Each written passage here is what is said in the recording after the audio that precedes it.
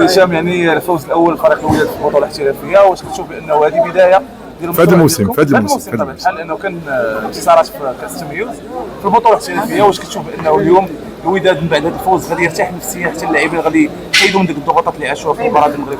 ولا بدا شوف، احنا اللعابه عارفين بما عليهم الضغط، لانه المتطلبات ديال الجمهور في حجم الفريق كبيره بزاف، وعارفين بما حتى الخصم ديما كيتسناهم، وعارف بما اي فريق غادي يرحل عند الفريق الوداد ولا غادي يصادف فريق الوداد الا وانه كيوجد لهذه المباراه بحال مباراه البطوله. دونك حنا عارفين بما سافا با فاسيل، وشفتوا بما لا بوسيسيون دو بال تقريبا كانت عند الوداد، que l'équipe adverse défendait avec un bloc très bas, donc c'est difficile de percer une défense quand elle est soudée.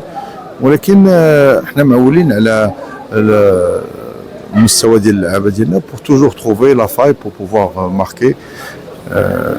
شفتوا انه ما ساعدناش الحظ في الاول، il y a eu quelques tirs, il y a eu quelques arrêts, il y a eu une transversale, donc اللي جعلت انه ما سجلناش، ولكن الحمد لله انه بقات الثقه حتى لاخر لحظه، وكيف ما انهزمنا في اخر لحظه فزنا اليوم في اخر لحظه. هذه هي الكره.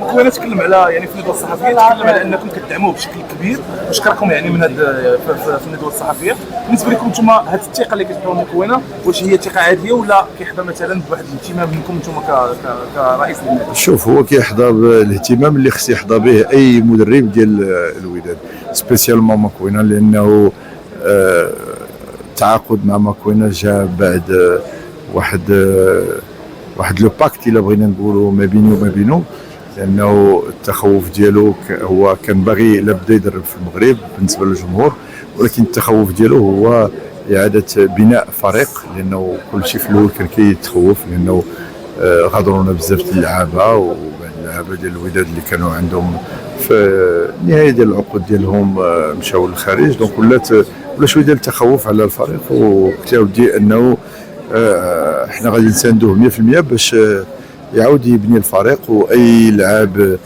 زعما بغاه الا كان في طاقتنا وشويه اكثر من الطاقه ديالنا غنحاولوا نجيبوا ليه. دونك الحمد لله هاد الساعه راه منسجمين معاه، اللي يقول لك انه ما عمري ما شي مدرب كيخدم بحالو، ماشي في لا كاليتي طرافاي ولكن في لا كونتيتي اون بلوس، انه كيبقى بعض المرات كيصيفط لي ميساج حتى جوج ثلاثه الصباح، ومع 7 الصباح كيعاودوا يبداو لي ميساج. دونك بون سي فري كنا كنتفاوضوا مع بعض اللعابه اللي كانوا في دي بيي اترونجي، دونك اللي بعض المرات التوقيت كيجعل انك خصك تهضر معاهم الصباح بكري ولا في الليل. ان توكا جي توجور ايتي بريزون باش نساندو، داكشي علاش، وفي الحقيقه كيردوا للفريق لينا بالمستوى اللي خصو، هذا هو اللي كاين. احنا معولين عليه ومعولين على اللعابه ديالنا، وان شاء الله غادي نتمناو باش غادي يفرجوكم. شكرا. ما تنساوش تابوناو في لاشين وتاكتيفيو الجرس باش يوصلكم جديد فيديوهات بيك بريس، وتبارطاجيو مع صحابكم.